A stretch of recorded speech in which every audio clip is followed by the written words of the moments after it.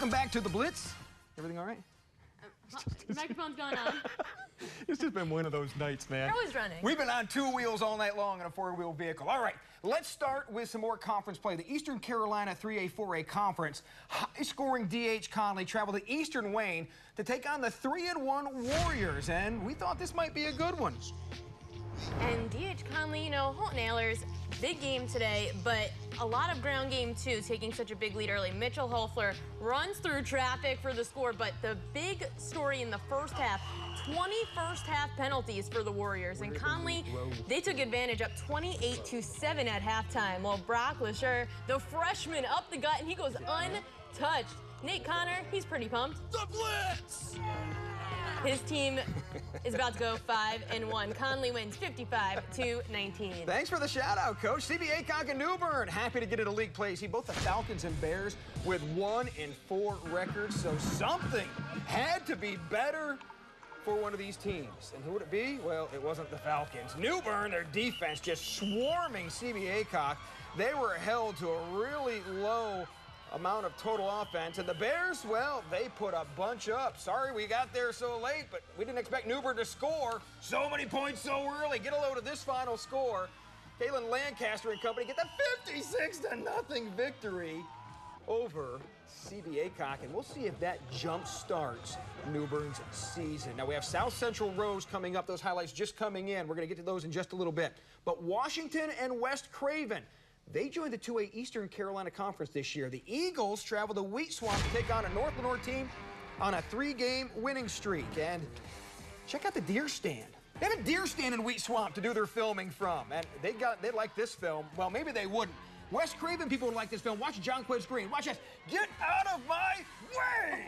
He would set up his own touchdown, and West Craven was feeling their strength. Now, Kim Brown saying, hey, come on, guys. We can do this, too, here. Check out Michael Pollard unleashing it downfield, and he's got his man.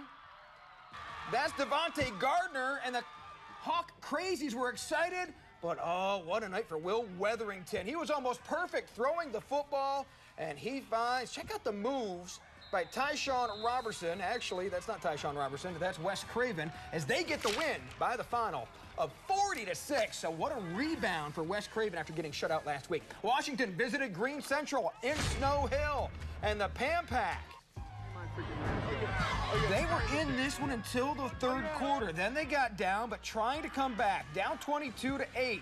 It's Frederick Holscher with the pass. That's going to get him down to the goal line, and that's where Hakeem Ruffin would take it in, cut it to 22-15. And Coach Blank says, we're going to get the ball back. Unfortunately, it's 4th and 22. What kind of play do we have for 4th and 22? Holscher says, I got your play right here. He completes it downfield to Mr. Parker, and Coach Wooten, it was his turn to say, somebody make a play and preserve this win, and it would be Mr. Bynum, who comes through with the interception, and Green Central holds on to get the win, 22-15. Undefeated Kinston traveled to Deep Run to take on rival South Lenore, the Blue Devils. They were ready to go and give Kinston everything they could handle tonight. Kinston would get the nice pass from Kirsten Hooker. That's Jaden Whitfield down inside the goal line. Who are you going to give it to? Who else? But Taj Ramsey, he's going to take it in. Brian Hanks and Jimmy Smith making the call for WRNS Radio. Yeah, it was good listening, fellas, and it was a good ball game, but Kinston defense holds on, and they get the victory over South Lenore, 36-13.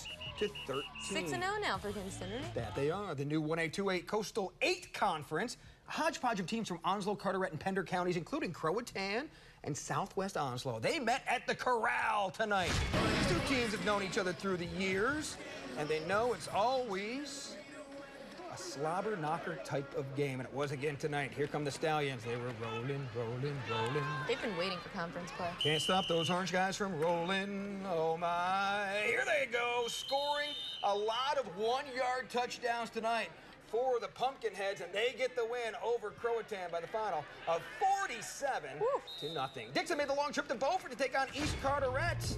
The captains shaking hands in an orderly manner before the game. Then Bo Studebaker, two-time wrestling champ, play some and golf, everything else. play some basketball, and he's a quarterback who can find Jordan Livingston. He takes it down to the one, set up a Studebaker touchdown, 7-0. East Carteret feeling good, then Studebaker again.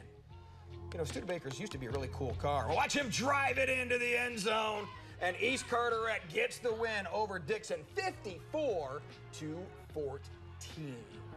And one more game from that conference, Richlands at Lejeune. Oh, the Devilcats.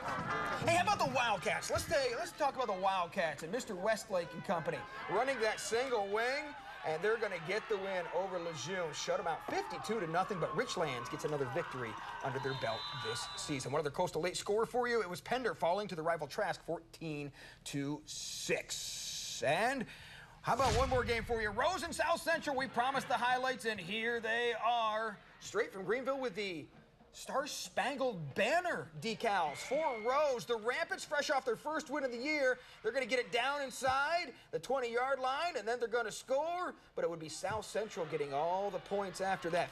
57-13, South Central gets the victory. More highlights coming up next on the Blitz.